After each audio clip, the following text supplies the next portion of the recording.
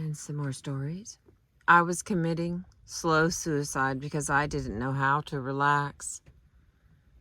By Paul Sampson, a direct mailing advertising, 12815 Sycamore, Wyandotte, Michigan.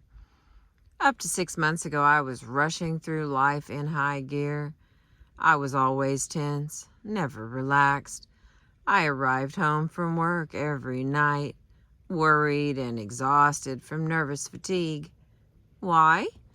Because no one ever said to me, "Paul, you are killing yourself. Why don't you slow down? Why don't you relax?" I would get up fast in the morning, I would eat fast, shave fast, dress fast, and drive to work as if I were afraid the steering wheel would fly out the window if I didn't have a death grip on it. I worked fast, hurried home, and at night I even tried to sleep fast. I was in such a state that I went to see a famous nerve specialist in Detroit. He told me to relax. By the way, he gave me the same principles for relaxation that are advocated on page 185 through 188 of this book. He told me to think of relaxing all the time, to think about it when I was working, driving, eating, and trying to go to sleep. He told me that I was committing slow suicide because I didn't know how to relax. Ever since then, I have practiced relaxation. When I go to bed at night, I don't try to go to sleep until I've consciously relaxed my body and my breathing. And now I wake up in the morning rested, a big improvement. Because I used to wake up in the morning tired and tense. I relax now when I eat and when I drive. To be sure, I am alert when driving, but I drive with my mind now instead of my nerves. The most important place I relax is at my work. Several times a day I stop everything and take inventory of myself to see if I am entirely relaxed. When the phone rings now, no longer do I grab it as though someone were trying to beat me to it.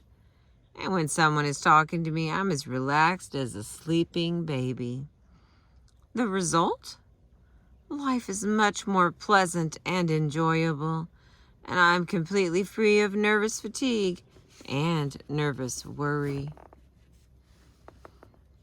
That's the end of that one. Here's another.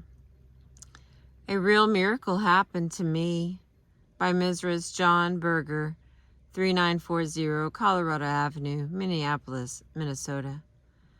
Worry had completely defeated me. My mind was so confused and troubled that I could see no joy in living. My nerves were so strained that I could neither sleep at night nor relax by day. My 3 young children were widely separated, living with relatives. My husband, having recently returned from the armed services, was in another city trying to establish a law practice. I felt all the insecurities and uncertainties of the post-war readjustment period. I was threatening my husband's career, my children's natural endowment of a happy, normal home life, and I was also threatening my own life. My husband could find no housing, and the only solution was to build. Everything depended on my getting well. The more I realized this, and the harder I would try, the greater would be my fear of failure. Then I developed a fear of planning for any responsibility. I felt that I could no longer trust myself. I felt I was a complete failure. When all the darkest and there seemed to be no help, my mother did something for me that I shall never forget or cease being grateful for.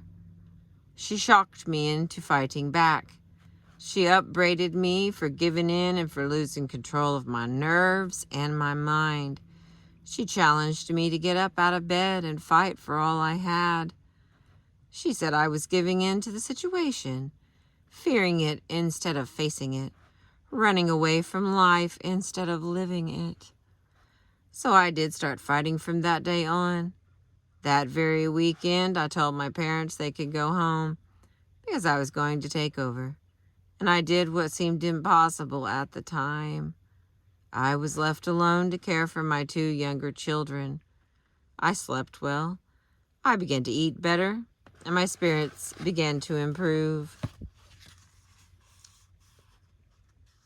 A week later, when they returned to visit me again, they found me singing at my ironing.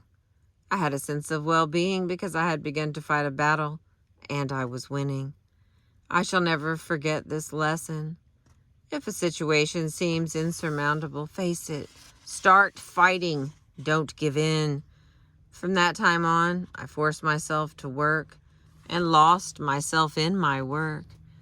Finally, I gathered my children together and joined my husband in our new home.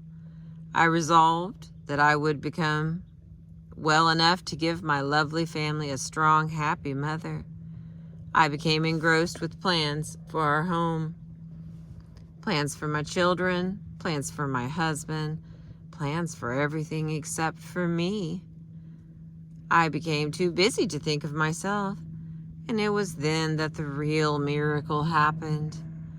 I grew stronger and stronger and could wake up with the joy of well-being, the joy of planning for the new day ahead, the joy of living. And although days of depression did creep in occasionally after that, especially when I was tired, I would tell myself not to think or try to reason with myself on those days, and gradually they became fewer and fewer, and finally disappeared. Now, a year later, I have a very happy, successful husband, a beautiful home that I can work in 16 hours a day, and 3 healthy, happy children. And for myself, peace of mind. Let's see if we gotta squeeze in another one here.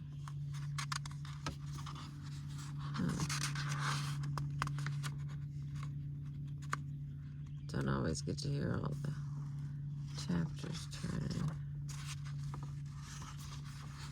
No, the rest of these are pretty long. So I'll start another one. Thank you for listening. I appreciate you.